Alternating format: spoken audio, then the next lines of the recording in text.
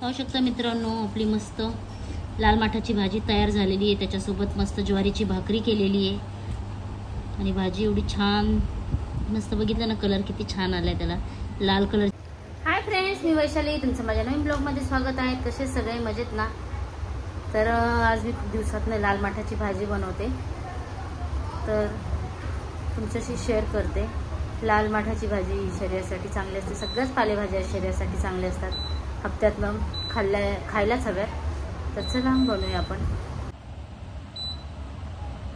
लाल माठाची भाजी बनवण्यासाठी सगळ्यात पहिलं आपल्याला घ्यायचं आहे लाल माठ।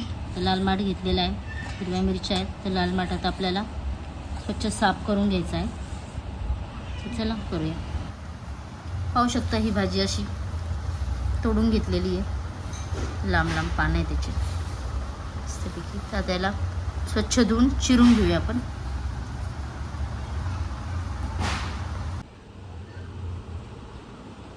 तडका देण्यासाठी आपण घेतलेली मुगाची डाळ, लसूण, हिरवी मिरची लसूण आपण ठेचून घेऊया आणि मुगाची डाळ पण घेतलेली मी। चला आपण ठेचा करून घेऊया आणि बनवूया भाजी। इथे कांदा कटिंग करून घेतलेला आहे, आपला लसूण मिरचीचा ठेचा करून घेतलेला आहे आणि इथे आपली मुगाची डाळ भिजत घातलेली आहे। आता इथे भाजी बनवण्यासाठी 2 चम्मच तेल घेतलेले आहे।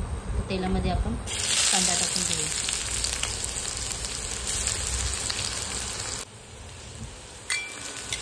कांदा आता आपण थोडासा लालसर होऊ देऊया।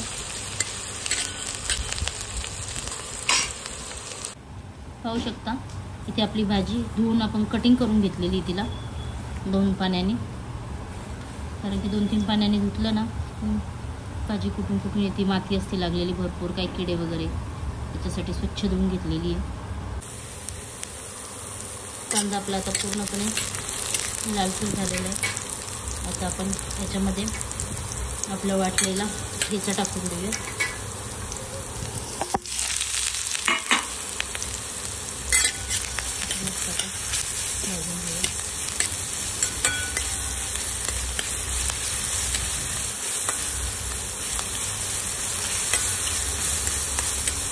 भाजी कशी थोडीशी तिखटच छान लागते भाजी। पालेभाज्या तर या शरीरात गेल्या पाहिजे, लहान मुलांना तर कोणत्याच भाज्या नको असतात। तर त्याच्यामध्ये आपण आपली चिरून घेतलेली लाल माठाची भाजी टाकून घेऊया।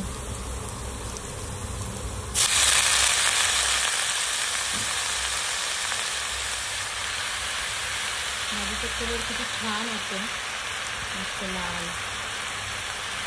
एकदम छान असते भाज्या। सगळ्यात बघायला गेल्या तर एवढ्या दिसतात,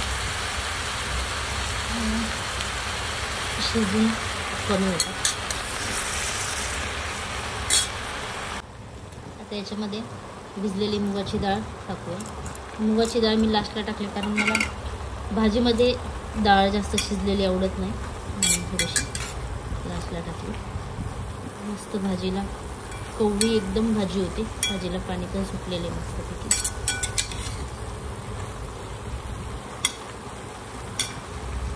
भाजी भाकरीसोबत, बाजरीच्या ज्वारीच्या भाकरीसोबत खूप छान लागते।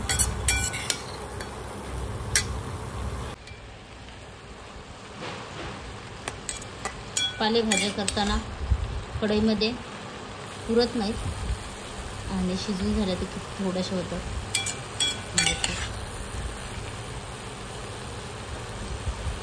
भाजी तुम्हाला हवी तशी बनवू शकता, कोणी कोणी याच्यामध्ये खोबरं पण टाकतं।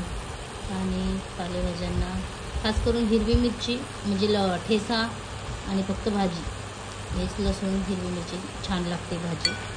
पण आता कसं भाजी पुरली पाहिजे, त्याच्यामुळे मी थोडीशी मुगाची डाळ पण टाकलेली आणि मुगाच्या डाळीने भाजी टेस्ट पण छान लागते, म्हणजे खूपच छान।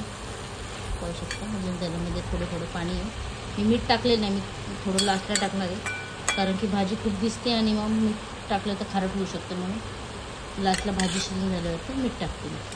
तर अजून भाजी आपली शिजून देऊया।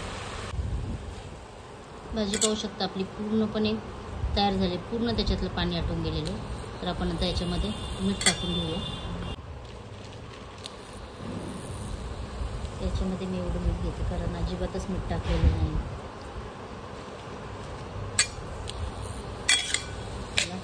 मिक्स करून घेऊ.